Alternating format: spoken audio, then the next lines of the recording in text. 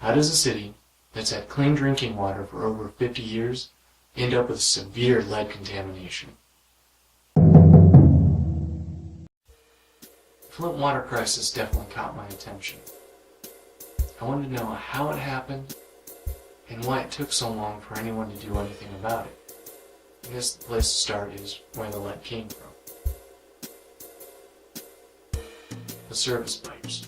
The water mains that run from the water treatment plant out to each neighborhood. A lot of them have been used for over 100 years, and a large quantity of them are made of lead. The lead started leaching out in April of 2014 when the city switched water supplies. Switching water supplies would have saved them a few $1 million over the next 2 years. The original water supply was Lake Huron, and they chose to use the Flint River.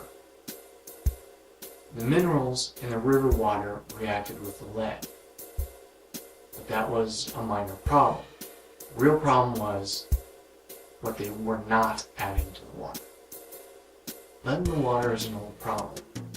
It had been dealt with by the Clean Drinking Water Act of 1974.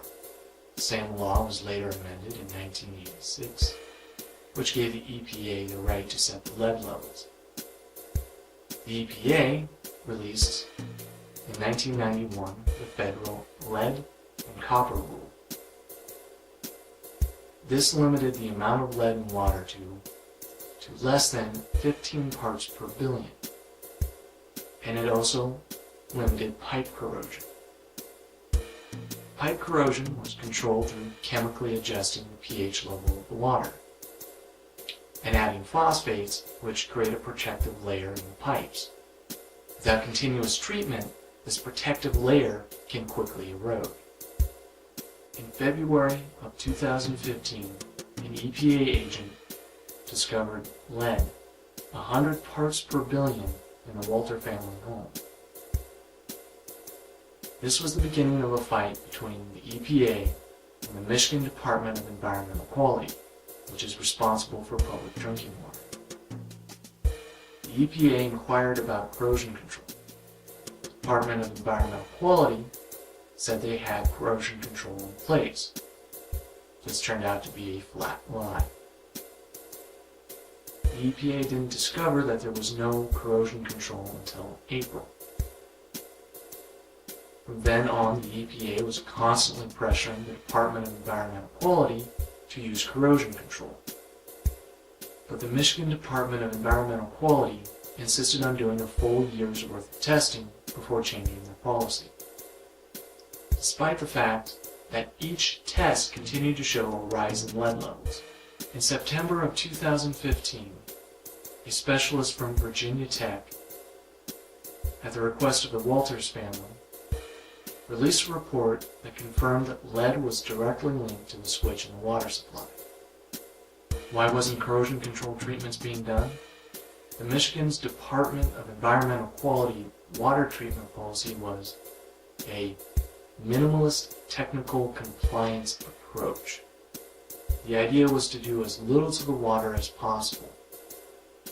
The reason behind this policy is still unclear. The minimalist approach is a clear violation of the Clean Drinking Water Act and clearly is not following the federal lead and copper rule. At some point, they were adding lime to the water as a hard water treatment.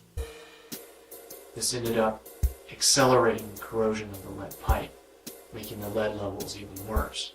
The Flint Water Advisory Task Force was created to investigate the problem. This task force described the Michigan's Department of Environmental Quality's response to independent studies and safety concerns as aggressive dismissal, belittlement, and attempts to discredit.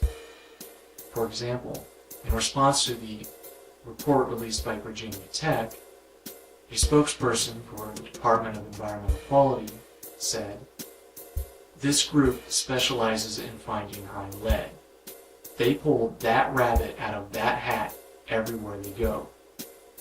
nobody should be surprised when the rabbit comes out of the hat. To sum it up, it was all bureaucracy. There were two organizations that were supposed to prevent this from happening. Based on what was said and done, one of them was incompetent and put more effort in trying to hide the mistake rather than correcting it. The other one didn't have enough authority to force the first one to do what it should have done in the first place. Nor did it have the authority to even warn the people that were being affected by the mistake.